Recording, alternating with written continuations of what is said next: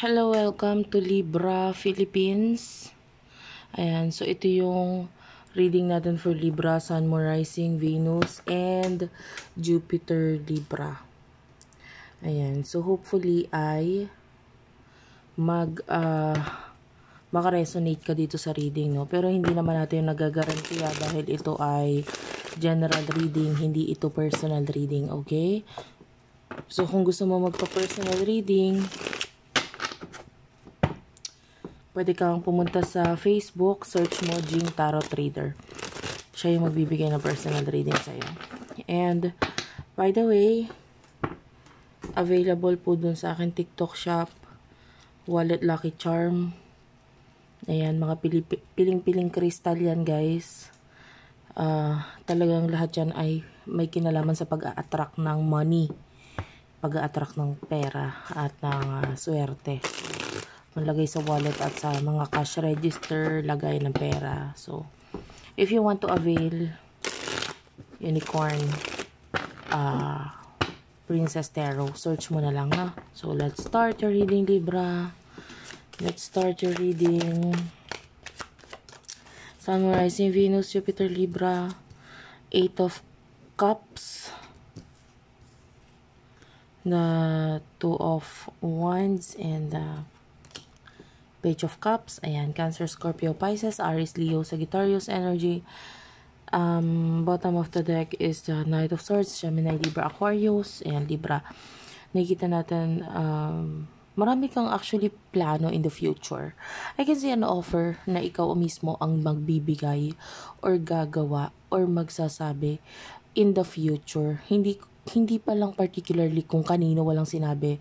But I can see you giving an offer in the near future. Yung iba pwedeng pinaplano mo na ngayon or pwedeng naiisip mo na high chance na itong offer na ito ay maibigay, masabi in the near future. And I can see na may mga bagay dito na namamadali or minamadali or might be nangyayari yung pagmamadali na yun because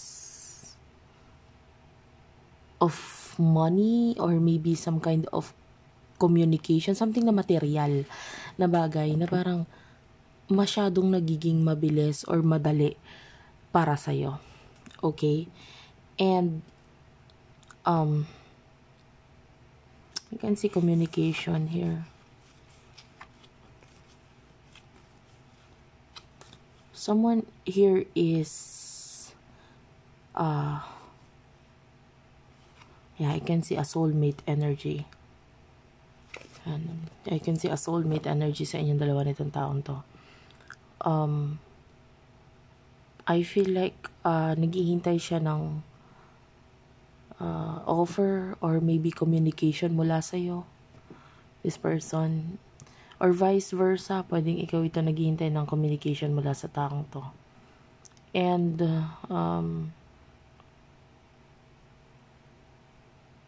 someone here might be very busy. So, may communication man, pero hindi ganun na nagtutuloy-tuloy. This is another person. This is another person. Kasi, may isa pa akong person na nakita kanina na parang sabihin na natin medyo immature, but I can see a lot of communication sa inyo nitong taong to. And kung hindi man yun may kinalaman sa love, maybe may kinalaman sa career, but I can see a lot of communication sa inyo nitong taon to. And there's another person who is waiting naman na ikaw ay makipag-communicate sa kanya. Okay, so anyway.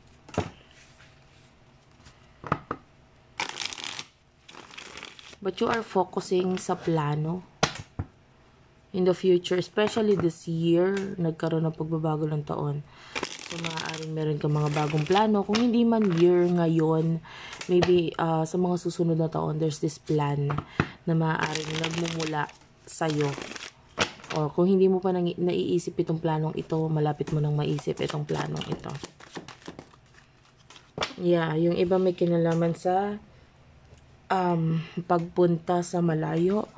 Like maybe pagta-travel, pagpunta sa ibang bansa. Ayan. If you are already nasa ibang bansa, pwedeng pag-uwi, ganyan. There's this plano ng ganun.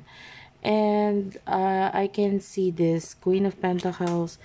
Maybe may pagpaplano ng ganito dahil you want to be more stable and pwedeng, or you want to enjoy your life with the full. You want to enjoy your life. So, yung iba, some kind of vacation, parang gusto mo na maging masaya.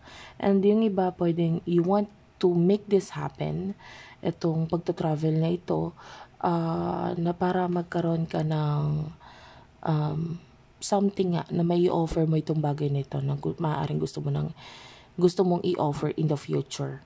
Okay, maybe sa particular person. And maaaring you want na ma-enjoy mo na yung buhay mo or makapag-ipon, parang ganun. And you do have the 3 of Wands. I can see you missing someone. Or someone is missing you. Yun, lalo na kanina na may isang energy pa akong nakukuha na maybe another person who is really struggling, no? Pagdating sa pakikipag-connect sa'yo, parang gusto niya ng communication, connection. I want to get his or her energy. Gusto kong kunin yan, kanyang energy. Who is this person? Okay, so I feel like nagkaroon siya ng mga choices in the past na parang pwedeng nakapagpalungkot sa'yo. Like, maaaring it might be if you are already dealing with someone, or pwedeng may isa kang person na parang dun mo na lang binuhos lahat. Pwedeng ganun. And maybe may kinalaman nito sa love. Like, may decision siya in the past na naging dahilan para sa'yo na ikaw ay lumayo or umiwas sa taong to, and maybe may ginamit kang iba para tuluyan kang makalayo or makaiwas sa kanya. I can see this energy right here. And itong taong ito is like not being honest, completely honest with you. Hindi siya nagiging tapat or totoo sa'yo. And tell me about this. Yan. Honestly, itong person that is waiting, gusto niya magkaroon ng malaking pagbabago. He or she feels like itong connection ninyo ay napakatibay, napaka-lalim na connection. Ramdam niya yun. And then this person is not being honest. This person wants to come back. So, a person in the past, gusto niya bumalik, nandyan pa rin siya. Akala mo wala na siya, pero still nandyan pa rin siya. And I can see this person viewing you sa iyong social media, sa iyong newsfeed, nandiyan lang siya, nakamasage siya. A lot of people respect you, and isa siya dun sa palihim. Nakikita natin siya as someone na palihim na humahanga sa'yo. And nandiyan lang siya, nakapaligid, nakamasid, nakatingin sa social media mo, and gusto niya magkaroon ng big change sa inyo. And this person, hindi siya nagiging honest sa'yo. So ngayon wala siyang ginagawa na action, but hindi mo lang alam kung gaano niya kagustong sumugod, magbigay ng offer, magsalita, makipag-communicate sa'yo, hindi mo lang alam. Okay, so what will happen in the near future for you? Ace of Wands is here. 6 of Cups, 6 of Swords. I'm seeing you moving on from something. You do have the Justice card, the Emperor, completely moving on from something. Maybe something na nag-end in the past and nagbigay ito ng kalungkutan, sakit, bighati para sa'yo. Nakita natin na iniyakan mo to with the Tower. Kung ano man itong nag-end na ito, you are completely cutting off whatever this thing or maybe person in the past na nagbigay ng kalungkutan para sa'yo. And then maybe you have here the Page of Wands and the Sun. Nag-focus ka na sa communication na makakapagpasaya sa'yo. So, kung alam mong hindi ka mapapasaya ng communication na ito, I don't see you na ginagawa mo yon, pakikipag-communicate na ito. And so, for what I can see here, in the near future, you are moving on, you are focusing on yourself, you are this person na gusto mo kasi yung katotohanan eh. If someone here is hindi kaya maging truthful para sa'yo, ay di bahala siya sa buhay niya.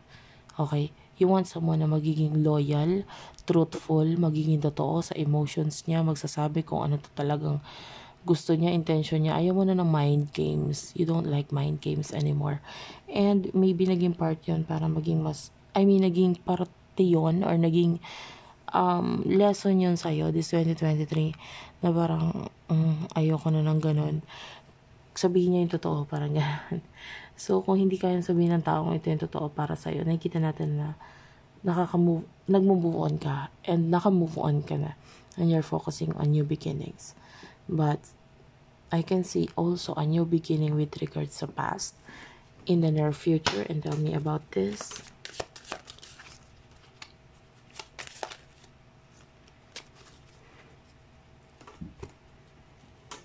The Tower is here. 7 of Wands is here. The Hierophant. I'm seeing a lesson na natututunan itong past person na ito. Na nagiging dahilan para i-cut off naman niya kung ano man yung mga meron sa kanya ngayon. This person wants to be happy, wants a communication with you again. Kasi na-realize niya, hindi siya masaya sa kung ano yung mga meron sa kanya ngayon. And then, pwedeng itong person na to really do love you a lot with the King of Cups. Mahal ka talaga niya. Nagpo-focus lang siya sa pera kasi gusto niya mag-offer ng something sa'yo na pwedeng hindi niya maibigay pa itong offer na ito because of related sa family. I don't know, something to do with family, maybe children. Ayan, so hindi niya mabigay itong offer na ito because of this. And this person, hindi kanya kayang i-let go, hindi kanya i-let go. Maaaring lumalabas lang ngayon na nil-let go kanya, maaaring lumalabas lang ngayon na parang walang nangyari sa connection ninyo, more on spiritual connection. But this person really do love you and I feel like itong person na ito, medyo magiging mahirap para sa kanya na patunayan sa'yo yung mga bagay na makikita mo sa kanya na gagawin niya sa'yo in the near future. There's this action mula dito sa person na ito with the Knight of Wands na medyo magiging mahirap para sa'yo paniwalaan. Pero makikita mo na lang. Ipapakita na lang niya sa'yo, no? And thank you for watching, guys. I love you all and bye-bye.